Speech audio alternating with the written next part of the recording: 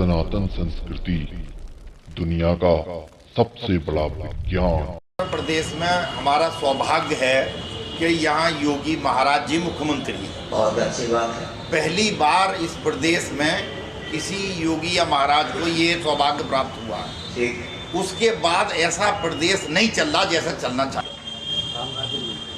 सुनिए, ये आदित्यनाथ योगी जी 28 साल से मेरे परिचित हैं और जब इनको जेल में किसी कारण से रखा गया था, किसी मुख्यमंत्री ने, समझ गए होंगे आप। अरे हाँ, उस समय भी मैंने ही साथ दिया था। किनका? आदित्यनाथ योगी जी का। 1 साल में एक बार मेरे पास आते ही हैं। अभी भी प्रयाग में आए थे, वृंदावन में भी आए। 1 साल में एक बार मेरे पास आते हैं।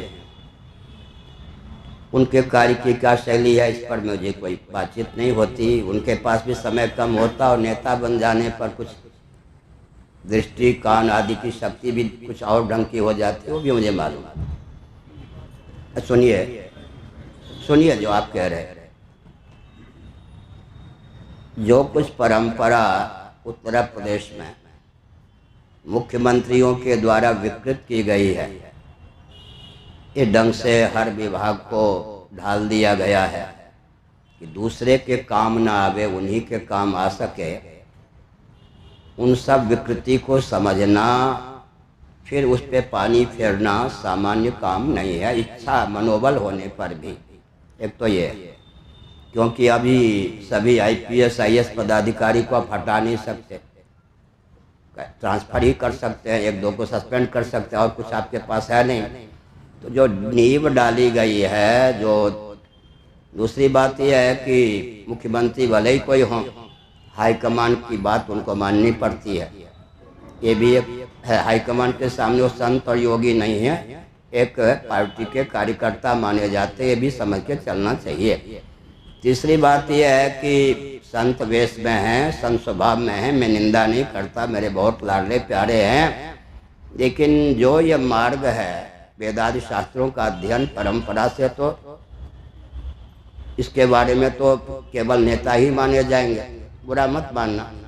तो इन सब को, भारत को परखने, समझने, उसको ढालने, तदर्थ योजना आदि बनाने का प्रकल्प कुछ है नहीं। आजकल मैंने बहुत ही मुस्कुराते हुए आत्मीयता पूर्वक दिनेश जी को कहा था, विश्व हिंदू परिषद जी के जो है महान भाव, स्वयं जानते नहीं, जानकार की मानते नहीं।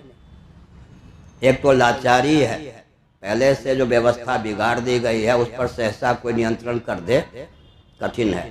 दूसरी बात है कि उत्तर प्रदेश भगवान की जन्मभूमि होता है, भगवान अवतार लेते। इस पवित्र भूमि को यहाँ जिस प्रकार शासन तंत्र चलाना चाहिए, वेदादि शास्त्र के अनुरूप जिसको ढालने का प्रयास करना चाहिए, उन सब का ज्ञान मुख्यमंत्री तो साधु वेश में वो भी रह चुकी हैं, उमा भारती भी, कई सांसद रह चुके, भी पहले सांसद थे। तो हमने संकेत किया कि एक तो परंपरा प्राप्त वेदादि शास्त्रों के अनुसार समाज संरचना, व्यक्ति की संरचना आदि का ज्ञान वो अलग है। दूसरी बात है उनकी लाचारी भी है। तीसरी बात यह है कि आगे चुनाव में फिर भाजपा ही आवे, इसके लिए उनको बहुत से कंडे भी अपनाने पड़ेंगे और पड़ रहे हैं। इसलिए सत्ता, लोलुपता, दूरदर्शिता के चपेट से कोई राजनेता या राजनीतिक दल आजकल मुक्त हो जाए, कह पाना कठिन है। फिर भी उन्होंने जो कई कदम उठाया, जिसकी अनुकृति अभी दिल्ली सरकार या केंद्रीय सरकार भी करने के लिए तत्पर है, असल के समझ गए, उस तो सिक्का उन्होंने अपना जमाया है। परंतु पूर्ण सफलता के लिए सारी व्यस्तता का परिचय हम लोगों के पास आने पर ही ये लोग देते हैं। मोहन भागवत जी से मैंने कहा कि आप बहुत व्यस्त रहते हैं, ये मैंने सुन लिया, लेकिन व्यस्त रहकर आप करते क्या हैं? अरे कहीं प्रवचन करते होंगे, कार्यकर्ताओं को प्रबोधित करते होंगे, अपने स्वयं सेवकों को सही दिशा देने के लिए जहाँ समय देना चाहिए, लेना चाहिए, वहाँ तो आप लेते नहीं। आपको प्रशिक्षण ही कहाँ से प्राप्त है कि अपने स्वयं सेवकों को हिंदुत्व के हित में, भारत के हित में प्रयोग कर सकें? आपकी व्यस्तता वहाँ है ना। उस व्यस्तता से कुछ समय निकालें, कुछ सीखें, और हमें सिखाने की आवश्यकता होगी, हमें सीखने की आवश्यकता होगी, हमको सिखाने योग्य आपके पास कोई चीज़ होगी तो मैं बहुत बेखटके ले लूँगा।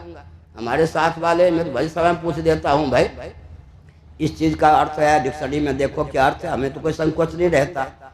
तो ये है कि उन लोगों को मालूम है, आदित्यनाथ योगी जी को भी मालूम है। सुन लीजिए, हम अभी भी मुझसे कहा था आप मुस्कुराते हुए, अयोध्या आपके शासन के क्षेत्र में है। शंकराचार्य का शासन का क्षेत्र होता है ना। उन्होंने कहा मुझे मालूम है, अपनी ओर से कहा अयोध्या आपके शासन के क्षेत्र में है। उनको ये भी मालूम होगा ना, मोदी जी को भी मालूम है, योगी जी को भी। आज जो राम जी तंबू में हैं, अगर नरसिंह राव के कहने पर और मेरे अलावा जो शंकराचार्यों ने हस्ताक्षर किया उनसे डर कर मैंने हस्ताक्षर कर दिया होता तो राम जी तंबू में नहीं होते, अगल बगल या आमने सामने पक्के भव्य मंदिर में होते, मस्जिद भी बगल में होती। मेरे हस्ताक्षर न करने के कारण राम जी तंबू में हैं, ये आपको तो नहीं मालूम होगा, मोदी जी योगी जी को मालूम है। समझ गए? मैंने किस वेदना को लेकर हस्ताक्षर नहीं किया और हस्ताक्षर न करने के कारण जिन शंकराचार्यों ने संतों ने हस्ताक्षर किया, स्वयं नरसिंह राव ने मुझको क्या यातना दी, उस यातना को मैं हंस करके आज भी झेल रहा हूँ। समझ गए ना? क्या नहीं मुझे दुर्गति की घाटी तक पहुँचाने का इन लोगों ने प्रयास किया, लेकिन राम लला आज तंबू में है। मुझे श्रेय नहीं चाहिए, लेकिन क्या ये मानवाधिकार की सीमा में उचित नहीं था? अयोध्या को लेकर आप निर्णय लेने जा रहे हैं, जिस व्यक्ति के हस्ताक्षर न करने के कारण आज राम लला तंबू में बैठे हैं, उस व्यक्ति से आप परामर्श भी नहीं ले सकते थे? क्या योगी जी का कर्तव्य नहीं था? इसका मतलब क्या है? इसका मतलब है कि मोदी जी हों या योगी जी भी हों, धार्मिक प्रकल्प भी अपनी मुट्ठी के बाहर कोई ले जाना नहीं चाहते। और इन लोगों में वो क्षमता है नहीं कि धार्मिक और आध्यात्मिक जगत का संचालन कर सकें या भारत को भारत के अनुकूल दिशा दे सकें।